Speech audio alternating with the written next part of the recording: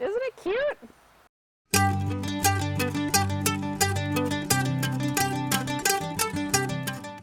Hey guys, Jessie here from Tonkadale, and today we're going to make Kokedama balls. So a Kokedama ball is just coca, moss, and dama ball, hanging moss ball.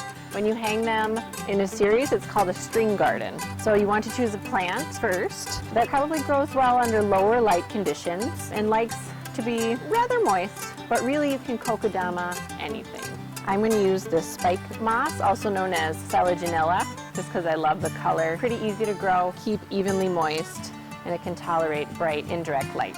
The recommended soil is a combination of a bonsai type soil and regular potting soil. So we do mix them at a ratio of 3 to 7. The weird ratio, but we can do it. So it doesn't have to be perfect measurements, so I'm just going to use this cup and measure it out. 1, 2, 3. There's a little left in the bag, so we might as well just finish her off. Use the bonsai soil because it does have some clay components and that makes the soil nice and sticky. But you still want to use the regular potting soil for that good nutrient component, aeration, etc. So we're going to do 7 scoops of potting soil. 1, 2, 3. I like the count on Sesame Street.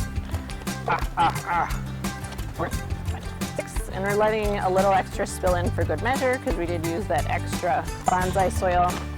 A little bit left for later. So we can just give it a quick mix with our hands, kind of like making pasta dough. I'm not so fluent in pasta dough makeature, but I would imagine it's similar. Just egg, water, and flour. Same thing. Then we're going to add some water. We're going to wet down our soil mix just until it starts to stick together in clumps. So this is an estimation. It's good to use distilled water or something that's non-chlorinated. Your plants are going to like that better. If you're real hardcore, you might use collected rainwater or melted snow water. This is a real thing. Some people believe in the melted snow water, and we have plenty of snows. Starting to form clumps. It's almost like you could wring out the water, but it's not quite to that point of saturation. So then you want to take and make a ball, and you want to get it pretty compact. Takes some strength, actually. I'm going to try to go for about softball size or a little bit smaller. So I'll just keep adding to my ball. This is the boring part. This is actually quite satisfying. It's like that. It's making a cool sound, kind of like when you stir up the macaroni and cheese for the first time.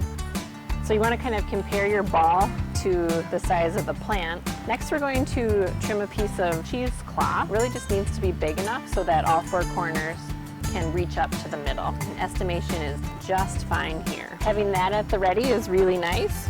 Let's get our plant prepped. I have my moss. Tap it out of the pot, and we're going to remove a lot of this excess soil. I'm going to just do it right into my bucket here. Tease the roots apart. Don't be afraid. Can't really hurt this stuff. If you wanted to do smaller, a lot of plants can actually be divided in half. That looks pretty darn good. So let that guy rest right there. Now you're going to take your soil ball. This is kind of like splitting an Oreo cookie. Isn't that fun? Except you're not going to scrape it on your teeth. So you kind of twist and pull at the same time. I'm imagining also like cracking open a dinosaur egg or some sort of nugget. So we have 2 halves, and then we're going to sandwich plant in between, put the other piece of the puzzle on. Oops, this is kind of messy. And then we'll give it a good squeeze. You don't want to monkey with it too much, just like a pie dough. And we're going to pull up the corners of the cheesecloth, and this just keeps everything contained. Now we're ready to cover with moss. This sheet moss happens to be dyed, which is okay with me, so it will hold the green color even as it dries down. It resists fading from UV light. And what you want to have done is wetted down your sheet moss ahead of time, so it's almost to the point of saturation. Makes it really easy to mold and bend around the Kokedama. So you want to pick a nice large piece, so then we can just take our moss and shape it around the ball, taking care not to suffocate our plant at the top. Kind of like reverse peeling an orange. You don't have to do it all in one piece, but if you can, that's like an added bonus and greater sense of satisfaction. You get everything nice and secure. Then you'll just take some simple string or jute or fishing line, whatever you have, and what we're going to do is wrap the ball so it holds together. I'm gonna get my length like really ready so I'm not fighting with a flying roll. I think this is the stuff you use to tie your turkey legs together. I'm definitely not in charge of the turkey at my house for probably a good reason. So I'm gonna go around, tie it off. I think it's a good idea to leave a tiny bit of length here because then you can tie it off again in the same spot when you're finished wrapping. So there are no rules here. You can do as random or as organized of wraps as you want. You could use metallic wire or colored wire if you wanted to do something more artful or decorative. You could add beads to your wrap. How does this happen? Well, that's part of the charm, a little knot. I like that, keeping it. I think we're getting there. It's just feeling really nice and tight, and I like the pattern. Okay, I'm ready to tie it down. Trim those ends. Looks good.